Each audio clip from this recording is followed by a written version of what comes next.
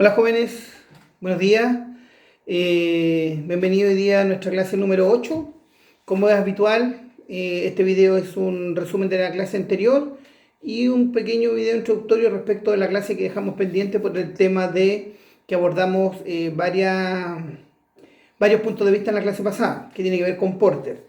Lo primero que quiero partir diciendo, jóvenes, es que la semana pasada estuvimos viendo una guía y estuvimos revisando material audiovisual respecto de neurolingüística y específicamente de los PNL, que son los procesos neurológicos, como pudimos ver en el video y la explicación que hice en la presentación.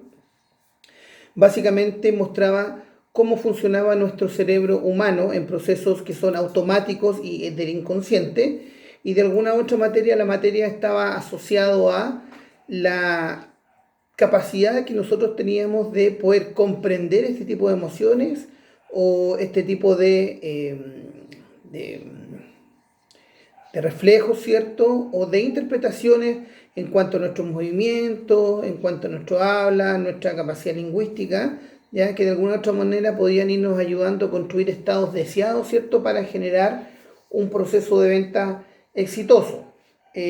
Básicamente pasé en la materia de neurolingüística porque en algún minuto estuvimos hablando de lo que era la percepción, que no era otra cosa que la interpretación de las emociones del otro, ¿cierto? Y la importancia que tenía la comunicación, tanto la comunicación verbal como la comunicación no verbal, ¿cierto? Y básicamente hablábamos que en la comunicación no verbal era imposible no comunicar y generalmente estaba asociada a la interpretación que podía tener nuestro interlocutor respecto de nuestros propios gestos, como nosotros también debíamos de poder interpretar los gestos de nuestro oyente, en este caso, y poder de alguna otra manera ir generándonos algunas consideraciones para poder llevar nuestra conversación, nuestra reunión a cabo de la mejor manera.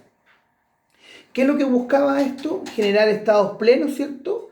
Y estados de confianza para que nuestro cliente de alguna otra manera nos pueda tener una mejor recepción de nosotros. En la comunicación lingüística propiamente tal, ahí también hay unas cosas que nosotros utilizamos como frases, ¿cierto? Que las vimos en la guía, que tenían que ver con mensajes que van al subconsciente, nuestro tono de voz, nuestras inflexiones de voz, ¿ya?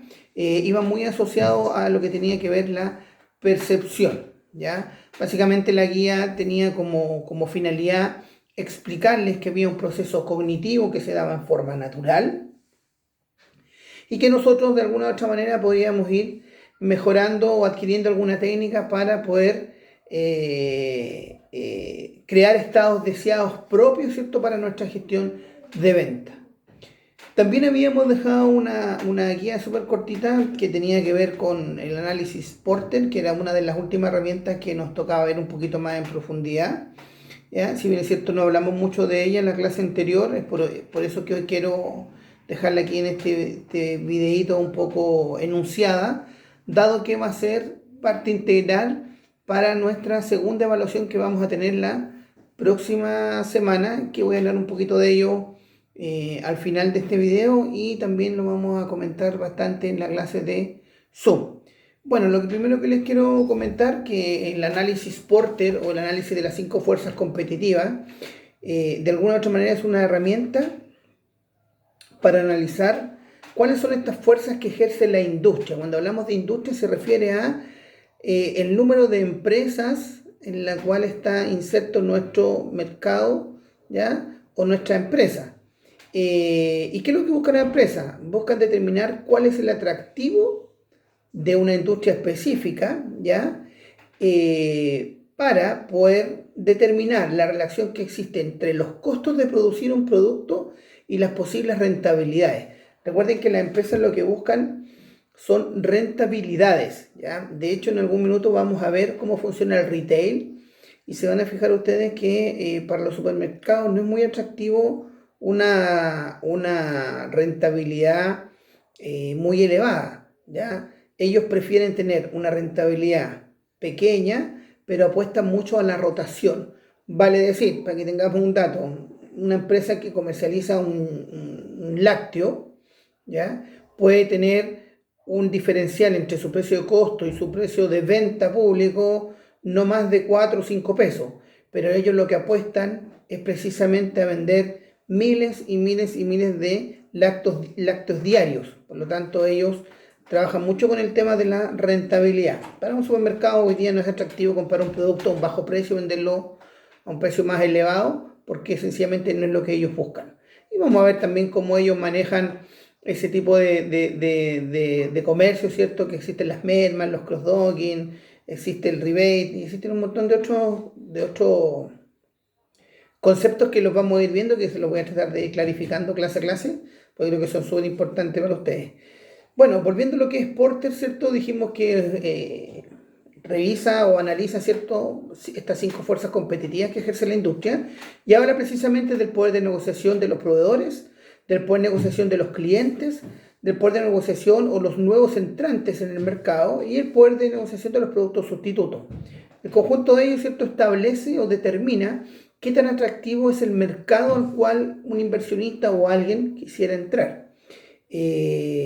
Voy a partir detallando que el poder de los nuevos entrantes, ¿cierto?, básicamente se refiere a analizar a quiénes o a qué empresas ya existen dentro del mercado al cual nosotros queremos ingresar.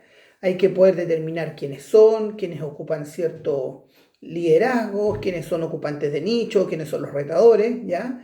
Y hay que analizar muy bien cuáles son las barreras que ponen estas empresas que ya existen hoy día en el mercado, ¿cierto?, que nos puedan a nosotros de alguna u otra manera complicar, como dice su nombre, el ingreso, ¿ya? Por eso se habla de una barrera. O sea, ¿qué tan fácil o qué tan difícil puede ser para nosotros entrar al mercado al cual ellos ya han desarrollado y han pertenecido en el tiempo? Ahora, no solamente hay barreras que ponen las empresas que hoy día ya existen, sino que también existen barreras legales, ¿ya? Y que tiene que ver un poquito con algo que nosotros vimos en el análisis PESTA, que hablaba de lo político legal, ¿cierto? Y que está relacionado con leyes que puedan determinar con algunas normativas, ¿cierto? Si fuese un alimento, una industria de alimentos, cuál es una normativa sanitaria, etcétera, etcétera, etcétera, que de alguna u otra manera se tornan en una barrera. Por ejemplo, hoy día si quisiéramos colocar un carrito, un food truck o un localcito de comida rápida en algún sector X, ¿cierto?, nosotros debemos de contar con un permiso sanitario. Y para poder contar con un permiso sanitario, una de las documentación que pide, ¿cierto?, la CEREMI de esta cartera es de que nosotros estemos constituidos como empresa. Para estar constituidos como empresa debemos haber hecho una iniciación de actividades. Por lo tanto, ya no es tan fácil como llegar y decir voy a poner un carrito en mi casa, un carrito en la calle, ¿cierto? Salvo que sea un carrito que no cumple con ninguna norma y que prácticamente está trabajando bajo la ley. Pero no es el caso. Nosotros estudiamos en empresas y estamos estudiando para trabajar en empresas que son formales. Por lo tanto, una de las barreras de entrada también que no es por parte de las empresas que ya existen, sino que son las normativas, ¿cierto?, que rigen esta industria. Lo otro, que tiene que ver con barreras de entrada que sí establece nuestra competencia, tienen que ver de alguna otra forma con las economías de escala, ¿cierto? Las grandes empresas, o la gran mayoría de ellas, tratan de producir mayores volúmenes, ¿cierto?, para poder tener mejores precios, y al tener mejores precios aumentan la posibilidad de rentabilidad. Lo que buscan las empresas, ¿cierto?, es mantenerse en el tiempo y ser más rentables. Y cuando hablo de rentabilidad, que lo vamos a ver en planificación estratégica un poquito más adelante, tiene que ver, jóvenes, con que muchas veces las empresas no pueden hacer alzas significativas en los precios porque hay bandas de precios que ya están establecidas, por lo menos que uno como consumidor, ¿cierto?, ya lo ha estandarizado. Voy a poner un ejemplo súper burdo. En un día de lluvia en el centro de Santiago queremos comprar un paraguas, sabemos que el valor puede ir entre los 1.000 y los 2.000 pesos, pero nadie va a pagar 10.000. Por lo tanto, hay un valor, ¿cierto?, que uno ya tiende a conocer. Muchas veces las empresas nuevas no pueden poner valores por sobre el nivel de precios que está establecido o que tiene la competencia, porque sencillamente quedamos fuera de precio. Por lo tanto, lo que nosotros tratamos de hacer es mejorar nuestra economía de escala, es ver cómo producimos una mayor cantidad de productos, ¿cierto?, a un mejor precio, para que en la medida que ponemos el precio a valor promedio, tengamos una mayor rentabilidad, ¿ya? Existe también el poder de negociación de los proveedores, que puede ser alto, puede ser bajo, y esto está asociado a el acceso que nosotros podamos tener como industria, ¿cierto?, a la adquisición de las materias primas. ¿Están concentrados los proveedores? ¿Están en plaza? ¿Qué tan accesibles son? ¿Existen muchos? ¿Existen pocos? Por lo tanto, de alguna otra forma eso determina, ¿cierto?, el poder de negociación que tienen los proveedores. Si vamos a crear una industria en donde nuestro proveedor de materia prima es uno solo, ¿cierto? Lo más probable es que el poder de negociación de este proveedor es alto, ¿ya? Porque no tenemos más alternativas. Pero si por el contrario tenemos muchos proveedores en distintos lugares con mucha posibilidad y accesibilidad a ellos, el poder de negociación es bajo, que sería una buena variable a considerar en la medida en que nosotros quisiéramos realizar la inversión. El poder de negociación de los clientes será atractivo o no será atractivo en la medida que los clientes estén o no estén tan bien organizados para realizar sus compras. O va a depender mucho cuando existan muchos productos sustitutos respecto del nuestro. Vale decir, si yo pretendo comercializar un agua mineral, ¿qué tantos productos sustitutos tengo para mi agua mineral embotellada? Podría ser las aguas endulzadas, ¿cierto? Podrían ser los jugos naturales, podrían ser las leches, podrían ser las bebidas isotónicas, podrían ser las bebidas analcohólicas, etcétera, etcétera, etcétera. Por lo tanto, podríamos hablar que en la medida que existan mayores productos sustitutos para nuestra industria, perdón, el poder de negociación de los clientes podrá ser alto o podrá ser bajo. Y finalmente tenemos por otra parte el poder de los productos sustitutos, ¿ya?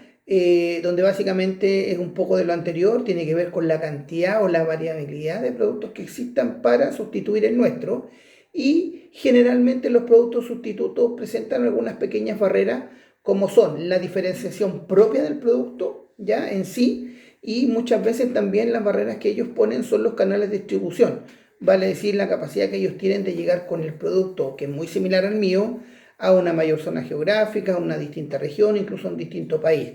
Todo ese tipo de cosas constituyen, jóvenes, las barreras de entrada propias o naturales que también me generan a mí los productos sustitutos, ¿ya? Este es un video súper cortito que tenía que ver solamente con un pequeño repaso de la clase anterior, algo que tenía que ver con el tema del análisis Porter, que como les dije lo vamos a ver un poquito más en profundidad cuando les explique el trabajo, del cual vamos a tener una segunda evaluación. Y voy a dejar otro video que tiene que ver ya con la introducción de la clase del día de hoy, que es básicamente con el nivel de ocupación o la categorización que tienen las empresas dentro de un mercado. Así que nos vemos luego.